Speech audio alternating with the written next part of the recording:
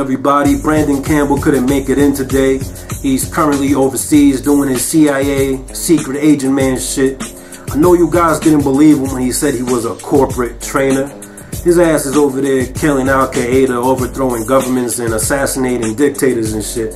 And I wanted to take the time out to shout him out, show him some love. And not because he's on his James Bond 007 shit. Show him some love for the shit he does here on YouTube, supporting smaller channels like myself and others. What other big channels out there would give smaller channels like myself the opportunity to do this? Not many. Most of these dudes don't give a fuck about you. They don't give a fuck about me. They only care about that money, that paper, them views. But it is what it is, to each his own. So homie, I salute you. I have nothing but the utmost respect for you. When you asked me to do this, I didn't think twice. I didn't hesitate. Of course I'ma hold you down, man. You know how we do. Now, my name is Eric. My channel's name is Endomorphbeast. Obviously, the Endomorph in the title is because I'm a big dude. I'm a fat boy. And the purpose of my channel is to show my progress from obese to beast. Show my journey and sharing with everybody. I keep it 100 to the fullest. And I treat all my subscribers with the utmost respect. And, well, I don't want to ramble and talk your ear off. Let's just get into the video. I'm doing some cooking. As some of you may already know, I'm a beast in the kitchen. And today we're going to make some Spanish food. I wanted to represent my culture, represent my heritage and where I come from. I'm Colombian. And we're going to make some ropa vieja with flank steak. So enough talking. Let's just get into it. I hope everybody enjoys it. Give me some feedback. Like the video. And come check my channel out. I got all types of recipes and all types of things going on over there, man. Y'all hold it down. Alright everybody, let's get started. Let's get cooking. We're going to start off with our ingredients. First and foremost, you're going to need some flank steak. About 2 pounds worth. Alright, moving on. We're also going to need some cilantro. About a medium-sized whole red onion, some green onions, and about 3 or 4 of these medium-sized tomatoes. For our seasonings and flavorings, we're going to use some barbecue sauce of your choice. I forgot to pick up the Sweet Baby Ray's, but anyways, you're going to need some adobo. You know it wouldn't be a Spanish meal without some adobo, some sea salt, and some of this Westchester sauce. Yeah, I know that's not how you pronounce it, but anyways, moving on. And as you see, this is a big piece of meat. That's what she said. You know it wouldn't be a Brandon Campbell video without a that's what she said reference. And what we want to do is we're going to cut this into 3 sections. More or less equal, but it doesn't really matter. Alright, once we cut this, we're going to put this into a slow cooker. And we're gonna drizzle half of the barbecue sauce of the bottle and about a half a cup of the Westchester sauce, and we're gonna put it to cook in a slow cooker for about 8 hours. Alright, so you could go about your day, go to work, go to the gym. You could even do it overnight. Okay, now if you don't have a slow cooker, that's cool. You could just boil it for about 5 hours. After about 3.5 hours in, if you're boiling it, then you want to add the barbecue sauce and the Westchester sauce as well. But you know, since I do have the slow cooker, it just makes it much easier.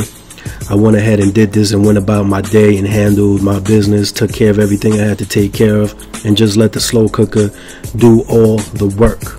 Alright, you want to set it on low, and like I said, leave it cooking for about 8 to 10 hours. You know, after that time is up, the meat is gonna literally just fall right off. If you're familiar with cooking with a slow cooker, you know exactly what I'm talking about. It's just really tender, really juicy, and the taste is amazing. Alright, now after you're done cooking the meat, just take it out, put it on a plate, put it on a platter, whatever, and you're gonna let it cool off while you start to mess around with the rest of the ingredients. As you see, I'm already turning it off. It has been approximately 10 hours I left it cooking. I took care of everything I had to take care of, and here I am finishing up the meal. And as you see, it's got a nice golden brown color to it. and it's just literally gonna fall apart right now. And if you're worried about the barbecue taste, don't worry. It's really not gonna have a barbecue taste at all. It just enhances the meat flavoring for the rest of the dish. All right, moving on, we're gonna put this aside. We're gonna scoop up about a quarter cup, 2 quarter cups of the juice of the gravy, and just put that aside as well. All right, we're gonna use this towards the end. It'll come in handy. All right, so just scoop some of that up, put it aside, and we can begin chopping up our vegetables.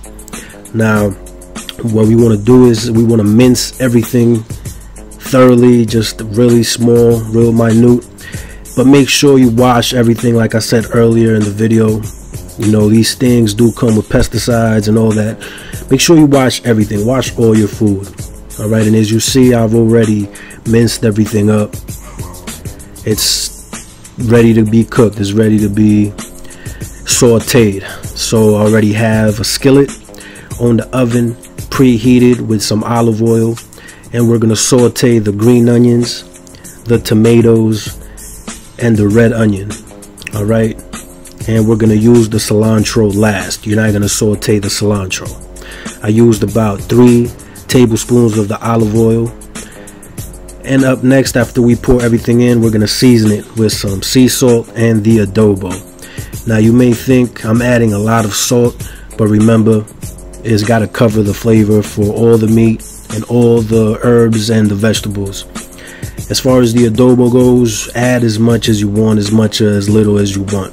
Now, if you don't have adobo in your house, that's cool. Just add some garlic powder and some black pepper. But I do suggest you go to the supermarket and pick up some of that adobo, man. It makes anything taste good. Ask any of your Spanish friends and they will tell you adobo is the shit. All right, and just mix that up. Have it on high, stirring it up for about 4 to 5 minutes. After it's done, you can just shut it off and put it aside while you go and pull the meat. Okay, by now the meat is already nice and you know it cooled off. It's not gonna burn your fingers anymore.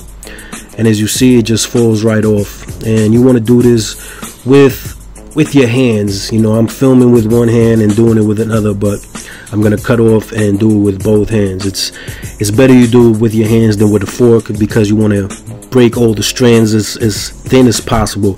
As you see here, you know, that's what I went ahead and did. And now we're ready to finish the dish. We're pretty much almost done. We're gonna go ahead and toss this into the skillet as well with our vegetables, and we're gonna mix that up. We're also gonna throw the cilantro in here right now. All right, we're gonna mix everything up for a couple of minutes. Make sure you're real thorough with it. Make sure you get everything well mixed. Some of that, you know, the vegetables itself is like a nice little salsa. Just make sure you get it all around. After you're done stirring for a couple of minutes and you know you get everything properly stirred, go ahead and toss some of that gravy in there as well. Now, like I said earlier, you want to use about 2 of these quarter cups. It should be sufficient.